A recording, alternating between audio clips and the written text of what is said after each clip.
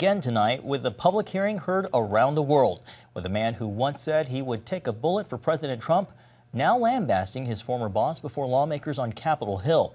The president's ex-personal attorney told Congress President Trump's desire to win would have him work with anyone. Republicans using the venue to poke holes in Cohen's credibility before he heads to prison for lying to Congress. Cohen's bombshell testimony stopped short of accusing the president of colluding with Russia in the 2016 election campaign. CBN White House correspondent Ben Kennedy is here now with more on the shots fired on both sides. Ben?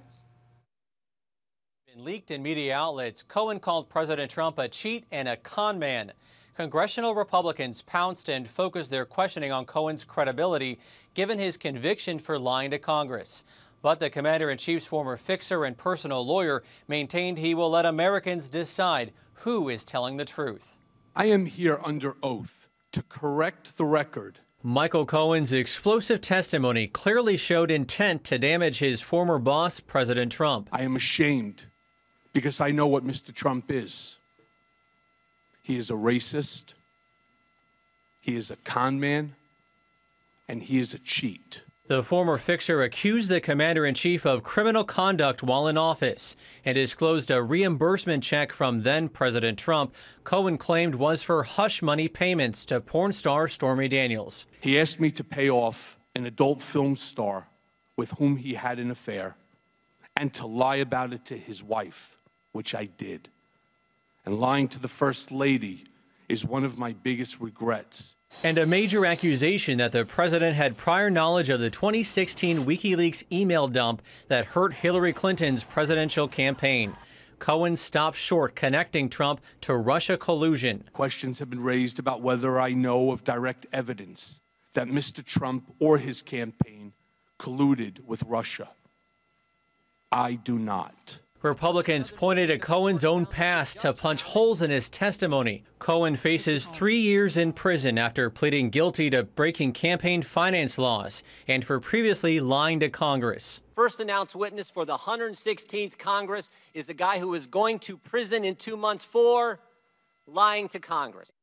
Now, President Trump fired back at his former fixer even before the testimony, declaring in a tweet from Vietnam that he's not worried about Cohen's testimony and that his former attorney is lying to reduce his prison time. Cohen said he never asked for a pardon from President Trump and would not accept one if offered. Ben Kennedy, CBN News, Washington. Thanks, Ben. To help us decipher all the theatrics on the Hill today, we now turn to our ever-trustworthy chief political analyst, David Brody. David, actually, I was about to step on you. No, we wanted to talk about just the coverage, the media coverage of this Michael Cohen. You know, I mean, all three networks, ABC, NBC, CBS, and of course the cable networks, they ran with it. At the same time, President Trump's over in Vietnam meeting with Kim Jong-un, and it pales in comparison in the coverage that it's getting. Is this unprecedented? Well, let's start with this. Remember, the networks broke in for the James Comey hearing almost a year and a half, almost 2 years ago. So it's not unprecedented when it comes to Donald Trump. But we know when Hillary Clinton was doing the Benghazi hearings, they didn't break in for that. And we have to go back to Iran-Contra and before that, the Watergate hearings to really kind of get that big break-in network coverage. So it's unprecedented overall. But when it comes to Donald Trump, boy, James Comey, Michael Cohen, shockingly, the networks go in for those two guys. I mean, I'm saying that rhetorically and kind of a bit sarcastically because, yeah, it was kind of not strange to see. Well, I was chomping at the bit. Now I can ask you, Republicans today attacked Michael Cohen's credibility right outside the gate, which even some legal analysts say is a challenge for him, and it's a huge problem that undermines his credibility. So how much of this testimony should Americans believe? Well, I think that's the big question. You know, he's a convicted liar. Don't ask me. Just talk to the courts and the federal attorneys and all of that. He is a convicted liar in front of Congress. So Americans are going to have to decide what's true and what's not. Now, the Democrats are going to say, well, most of this is true, except for maybe the part where he talked about collusion and that there's no collusion with Russia. So it just depends. Look, this reminds me of the boy who cried wolf, you know, the children's fairy tale, where the boy that cried wolf basically kept lying and lying and lying, and then finally says, no, really, I'm telling the truth, and no one believes him because, you know, he doesn't have that credibility. So, you know, I think the credibility is obviously a major problem for Michael Cohen. He was even caught in a lie today. He said that he never wanted to join the White House and be the chief of staff or any of that, but it turns out that's not true at all. I mean, there are sources at after source saying he wanted that chief of staff job. As a matter of fact, CNN was fact-checking him. And if CNN is calling you out on lies, you're not having a good day. Yeah, Jim Jordan going after him hard on that one. David, Cohen, he called Trump a racist, a con man, and a cheat, bringing copies of these apparent checks that he claims were repayment for paying off porn star Stormy Daniels. How much of a problem is this whole issue for the White House and President Trump? Well, I think there's two issues. For the president personally, it's embarrassing. At the same time, we've known this before. The Stormy Daniels stuff, the checks. I don't think we've known too much about those checks written when he was president of the United States. I think there were about 11 of them that we heard about today.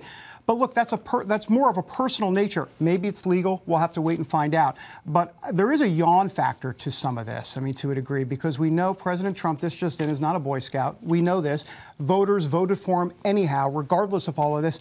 And when Michael Cohen says that Donald Trump's a racist and a con man and a cheat, he's basically indicting all the people that voted for Donald Trump, basically saying, you know what, you are all played for suckers, excuse the expression, but that's what they say in the streets of New York at least, and I'm not sure voters are going to buy that. I think voters are proud of their vote, and they're not going to put up with Michael Cohen saying that. David, we have less than a minute left, but I have to ask you, you know Michael Cohen professionally from your time reporting with him. How much different was this Michael Cohen who took the stand today from the brass knuckles Michael Cohen of years past? Well, he was more humble, but you could see a little bit of the feistiness that he wanted to get out. He was trying to control himself. He's brass knuckles. He is the fixer. I've known him for 8 years, probably dozens and dozens of emails throughout those times. I want to read you one that he sent me. This was a quote about Donald Trump when I was asking him about his character. And this is what he said, quote, "I believe that Donald Trump might possibly be mentally and emotionally the strongest human being I've ever met.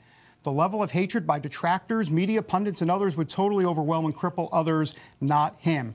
His convictions are so steadfast and purposeful that he dismisses the negativity so that he can create positive results for all Americans and deliver on his mantra to make America great again." And so, look, this is Michael Cohen in an email to me on August 28, 2000. It's a ringing endorsement. Yeah, in 2017. This was not 8 years ago. This was just recently, and now he's singing a different tune because he's going to prison, and that's part of it. And we have to leave it right there. Chief Political Analyst David Brody, thanks so much. Thanks, guys.